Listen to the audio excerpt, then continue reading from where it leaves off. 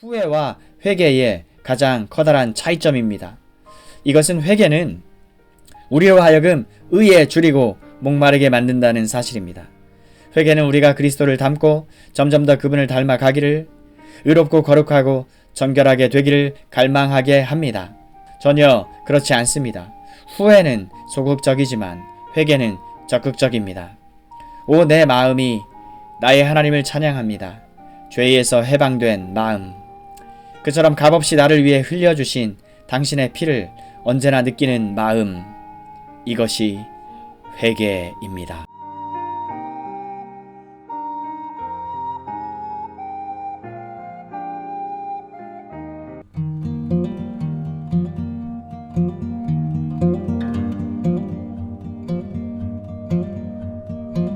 회개에는 전인이 관여됩니다.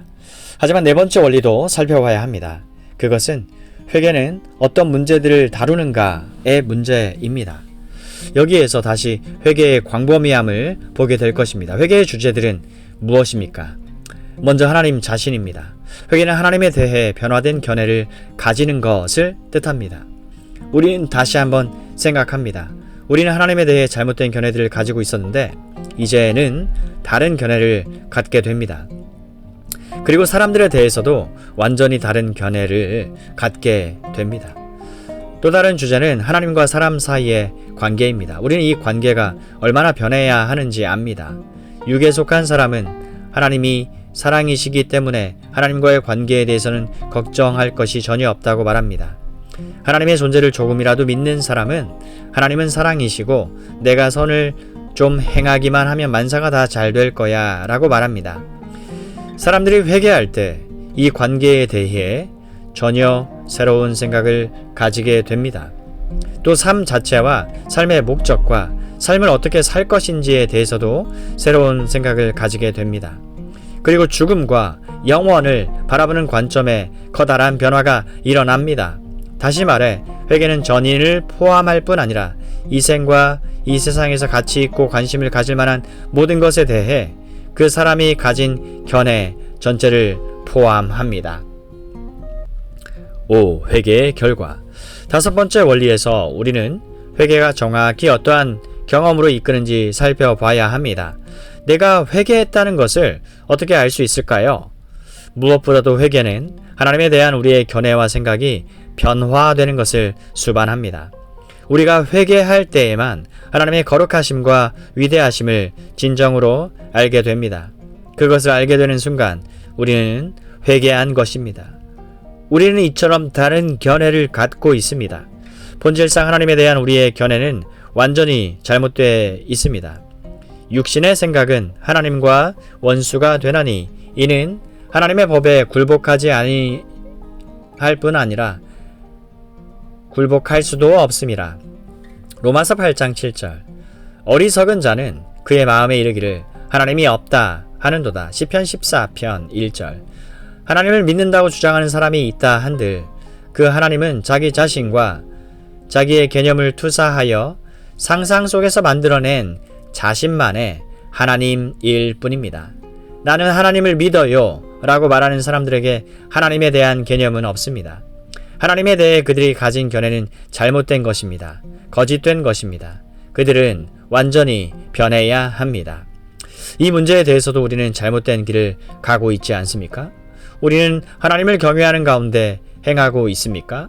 우리는 자신이 하나님의 위대하심에 대해 알고 있는 사람임을 나타내고 있습니까? 하나님께 가까이 오는 사람들은 조심스럽게 행합니다. 사도행전의 신자들이 주를 경외함과 성령의 위로로 행했다고 기록되어 있습니다. 사도행전 9장 31절. 어찌된 영문인지 요즘은 그리스도인의 기쁨이란 하나님을 두려워하는 모습이 전혀 없는 것을 의미한다고 생각하는 듯 합니다.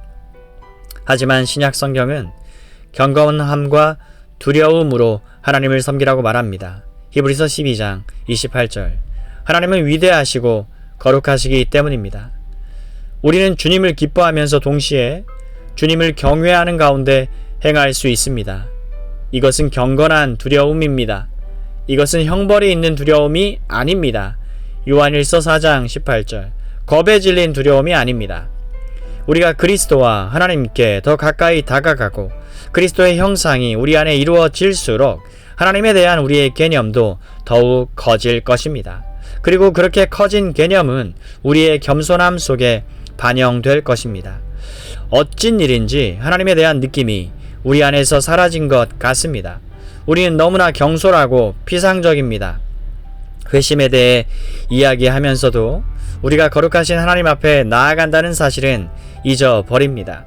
이렇게 우리는 하나님에 대한 경외심을 잃어버렸으며 따라서 삶 전체에 대한 그리고 하나님의 공의와 진리에 대한 경외심도 잃어버렸습니다. 그러나 이 모든 것은 우리를 하나님의 자비와 긍휼, 인자하심과 사랑에 대한 지식으로 이끕니다.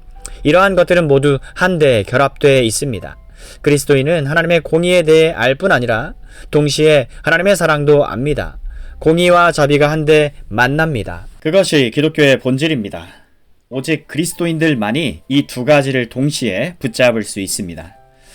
우리는 인위적이고 잘못된 이분법을 도입해 버렸는데 이는 실로 비성경적인 일입니다. 사람들은 하나님의 사랑을 강조하려 너무 신경을 쓴 나머지 하나님의 공의가 존재한다는 사실을 잊어버립니다. 그리스도 안에서 이 둘은 같이 만납니다. 갈보리 십자가에서 공의가 온전히 만족되고 사랑이 흘러넘칩니다. 하지만 동시에 하나님에 대한 그리스도인의 사랑은 거룩한 사랑입니다. 그리스도인의 기쁨은 거룩한 기쁨입니다. 모든 것은 거룩해야만 합니다. 이것이 바로 회개한 사람들이 정신을 차렸을 때 가지게 되는 하나님에 대한 새로운 생각과 새로운 개념입니다. 또 다른 변화는 그들이 이전처럼 자기 만족에 빠지기는커녕 이제 죄의식과 자신이 무가치하다는 생각을 가지게 된다는 것입니다. 이들은 자신들이 하나님께 대해 죄를 지었다는 느낌을 갖고 있습니다. 이뿐만이 아닙니다. 이들은 다윗이 시편 51편에서 그처럼 놀랍게 표현했던 것처럼, 그리고 바울이 로마서 7장에서 보여주었던 것처럼 자신들이 더러워졌다는 의식을 가지고 있습니다. 내가 죄악 중에서 출생하였으며 어머니가 죄 중에서 나를 잉태하였나이다. 보소서, 주께서는 중심이 진실함을 원하시오니 나의 죄를 씻어 주소서. 시편 51편 5절 이하 7절. 나는 씻겨져야 합니다. 나는 더러워졌으며 부정합니다. 바울은 내 속 곧 내 육신에 선한 것이 거하지 아니하는 줄 아노니. 로마서 7장 18절.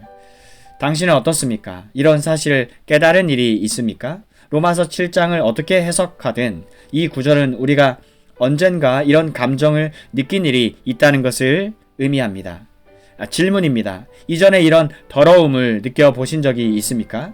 이 사실을 깨달을 만큼 자신에 대해 잘 알고 계십니까? 당신 안에 선한 것이 거하지 않는다는 사실을 인식한 일이 있습니까? 찰스 웨슬리는 비열하고 죄로 가득한 나여라고 썼습니다.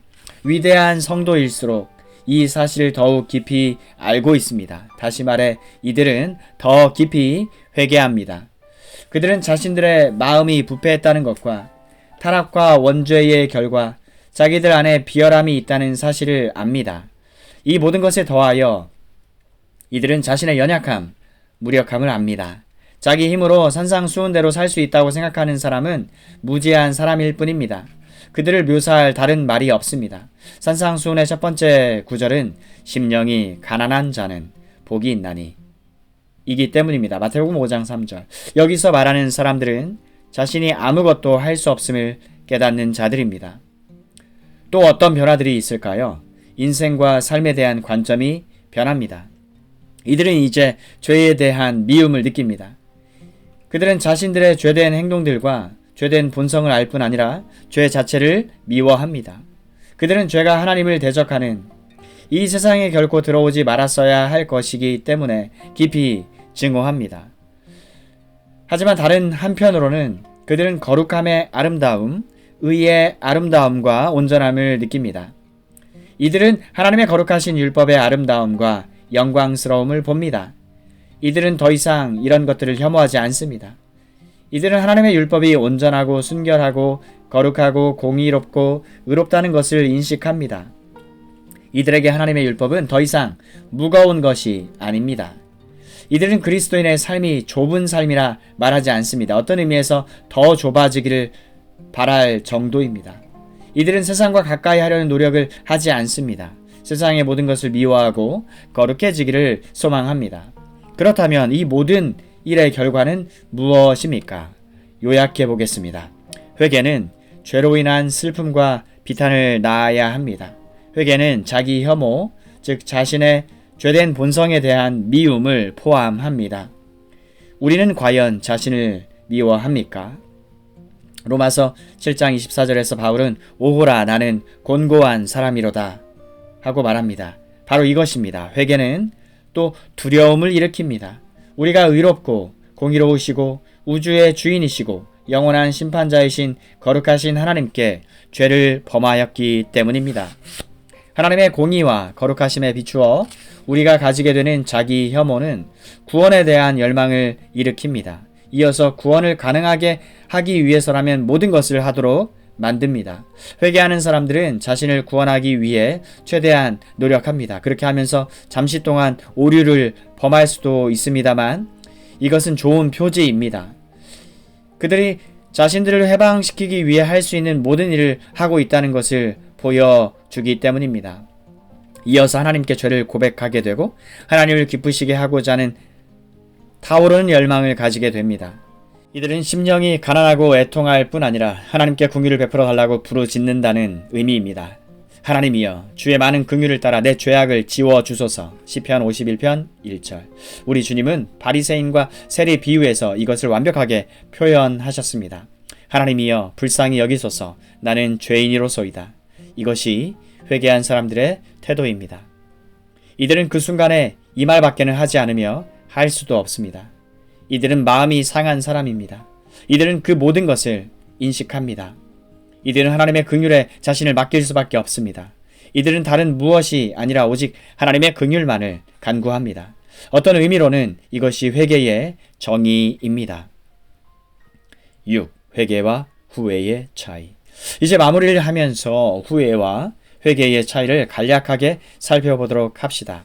이 둘은 같은 게 아니기 때문입니다. 후회를 통해 당신은 실패에 대해 슬퍼할 수도 있고 잘못이라고 생각하는 일과 하지 말아야 하는 일을 저지른 것에 대해 자신에게 화가 날 수도 있습니다.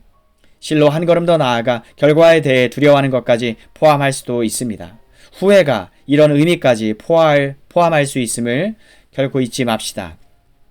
하지만 이것은 바울이 말하는 하나님의 뜻대로 하는 근심이 아닙니다. 이것이 무엇인지 다시 한번 보도록 합시다. 바울은 다음과 같이 기록했습니다.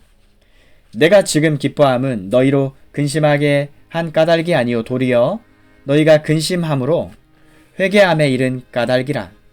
회개에 이르지 않는 근심도 있을 수 있습니다. 너희가 하나님의 뜻대로 근심하게 된 것은 우리에게서 아무 해도 받지 않게 하려 함이라. 하나님의 뜻대로 하는 근심은 후회할 것이 없는 구원에 이르게 하는 회개를 이루는 것이요. 바로 이것입니다. 보라, 하나님의 뜻대로 하게 된 이 근심이 너희를 얼마나 간절하게 하며 얼마나 변증하게 하며 얼마나 분하게 하며 얼마나 두렵게 하며 얼마나 사모하게 하며 얼마나 열심 있게 하며 얼마나 벌하게 하였는가. 고린도후서 7장 9절 이하 11절. 이 말에서 열정과 느낌과 감정을 봅니다. 이들은 마음으로 이것을 보았고 느꼈고 무언가를 했습니다. 그렇다면 회개와 후회의 차이는 무엇입니까? 참된 회개는 후회와는 달리 이러한 요소들을 포함합니다. 회개는 우리가 하나님께 범죄했고 하나님을 슬프시게 했으며 그분께 상처를 입혔다는 느낌을 가지게 만듭니다. 다시 말하지만 회개는 우리가 더러워졌으며 전적으로 무가치하다는 느낌을 가지게 만듭니다. 회개는 우리로 하여금 다음과 같이 말하게 합니다. 나는 하나님을 슬퍼하시게 만든 죄들을 미워합니다. 그 죄는 하나님을 나의 가슴에서 멀리 몰아냈습니다. 윌리엄 쿠퍼. 회개는 죄를 없이 하고자 하는 열망과 결단을 줍니다. 바울이 말하는 사모함과 활동력과 열심과 벌함, 이것이 바로 하나님의 뜻대로 하는 근심입니다. 이것을 다시 한번 팔복 가운데 하나로 요약할 수 있습니다. 이것이 참된 회개의 궁극적인 시금석입니다. 후회와 회개의 가장 커다란 차이점입니다.